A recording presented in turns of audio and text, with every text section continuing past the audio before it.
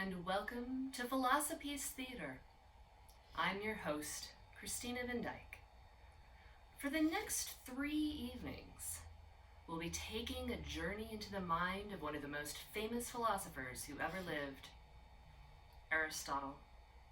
And we'll be taking a look at one of the most influential pieces of philosophy he ever produced, the Nicomachean Ethics. Come with me now, if you will, gentle viewer, into an exploration that goes beyond right and wrong to the heart of what it is to be human. This evening, I'll just be focusing on Book 1 of the Nicomachean Ethics, sections 1 through 3. Our time is brief, and there are many introductions to Aristotle that abound already on the internet. So instead of giving you the normal historical overview that I would, we're going to jump right into the project. When we were talking about Plato, we emphasized the Socratic method, the way that Socrates would go to an expert in a field and start asking them for the definition of a virtue that they were supposed to be an expert on. The expert would give a response. Socrates would cross-examine the expert until the expert saw that there was a conflict in their own definition, tried again, and eventually the dialogue would end with the expert on a particular virtue realizing that he didn't have the knowledge he thought he had. Aristotle's philosophical method is quite different. Rather than engaging in a series of questions with an interlocutor, in the Nicomachean Ethics, he emphasizes the importance of a philosophical method being empirical, meaning that it relies on observation and experience, and intuitive, which means that it fits, for the most part, with common sense. We can find both of those elements present already in the first sentence of the Nicomachean Ethics. Every craft and every line of inquiry, and likewise every action and decision, seem to seek some good. That's why some people were bred to describe the good as what everything seeks. See, right there, we have an appeal to observation and experience, and an appeal to common sense and common beliefs. We also see this in the very way that Aristotle structures the Nicomachean Ethics. Unlike Plato, where by the end of Book 10 of the Republic, you might hope to get a definition for justice that actually was supported, Aristotle gives you his definition for human happiness already in section 7 of Book 1. He then spends the remaining 9 books telling you how to achieve it. We see Aristotle give us an example of how different goods can be related to each other. And he's going to make the claim that there's one good which we're always going to find at the top. That's going to be happiness, the highest good. Below that, though, you're always going to have different goods that have different relations to each other.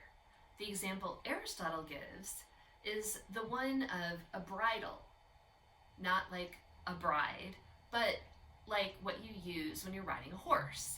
And bridles are good insofar as it facilitates horse riding.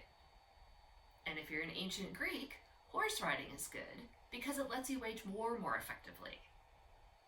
War is a good because it helps you accomplish other goals.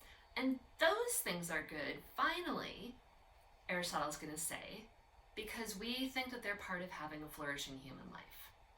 When Aristotle is talking then about what's good, he's not talking about right and wrong. He's talking about something that it's better to have than to lack. If you're currently self-quarantining, like I am, then you're doing it because you think that this is a good. Ethics, then, is about each individual person working to become the best possible person they can be. Political science is when you have those people working together for the good of the whole. First, we need to do ethics. We need to be set up right, internally. Then we can engage in the practice of politics. One of the most important components of Aristotle's Nicomachean Ethics is that he sees it as providing you with a target to aim at with your life. As he says, knowledge of this good, the highest good, happiness, carries great weight for our way of life. It also would make us better able, like archers who have a target to aim at, to hit the right mark. If I take you out into the forest with a bow and arrow, and I point at a tree, and I say, hey, can you hit that place? You're going to have a really hard time doing that because it's not entirely clear what I'm talking about. Now imagine that I take you out into the forest with a bow and arrow and a big red bullseye. And I put the bullseye exactly on the place on the tree that I want you to hit. And then I say, can you hit that? You might not still be able to. You might be a crap archer, but you at least know what you're aiming at. That's what Aristotle's trying to do in the Nicomachean Ethics. He's giving you a conception of happiness to aim at. Everything you do, whether you have realized it up to this point or not, you do ultimately because you think it's going to contribute to a flourishing life. So what Aristotle does in section 3 of book 1 is to kind of underscore how seriously he wants people to take this. He says first how he wants to proceed. Ethics isn't like mathematics, says Aristotle. It's not going to be the case that every time you add 2 plus 2, you get 4.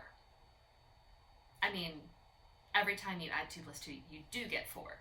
The point is that ethics is not like that. It might be generally true that you shouldn't lie, but there might also be exceptions to that general rule. The famous one being the case where you're hiding Jews, and Nazis come knock at your door and ask you if you're hiding Jews. Aristotle's gonna say, look, in this case, lie your pants off. Moral rules will have exceptions, and that's okay. That doesn't mean that they're not guidelines. It means that, like Aristotle says, the truth of these things is going to be found in general and in outline. In book 2, when Aristotle starts telling you about virtue, he's going to tell you about different kinds of virtues in general and in outline. And he's going to tell you why it's up to you to figure out how to put that into practice. Speaking of putting things into practice, the other main point that Aristotle makes in section 3 of book 1 is that not everybody should be doing ethics. In particular, he says, young people are not suitable students for this enterprise. Why? Because, he says, they lack experience of the actions in life, which are the subject and premises of our arguments. In other words, they haven't lived long enough. One of the reasons why you're not going to let a group of 7-year-olds make the rules about when you should go to bed is because 7-year-olds haven't had enough experience to know what happens when you completely ignore sleep. Second, as Aristotle says, they tend to follow their feelings rather than what they know they should be doing.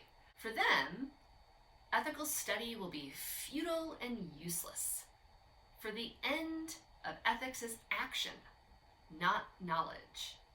Everything that Aristotle tells you is meant to be put into practice, not just something that you memorize and keep in your noggin. The other group of people who shouldn't be engaging in ethics are immature people. It doesn't matter whether someone is young in years or immature in character, he says. If I went to the doctor and I found out that I was allergic to cheese, but I really loved cheese, and I went home from this really expensive doctor's appointment and proceeded to eat a giant pizza, why did I go to the doctor? The whole point of going to the doctor is to get knowledge that you can put into practice. Same thing with the ethics. That's all for this evening. When we come back tomorrow, we'll discuss the 3 misconceptions of a happy life that Aristotle talks about in Book 1, Section 5. And we'll see by the end of this section that he will have essentially created not just a list of what kinds of lives to avoid, but what the central components of a happy life are. Until then, good evening and good reading. This series made possible by the generous loan of William Harry Jellima's pipe, the Jellima Room. People go in, philosophy comes out.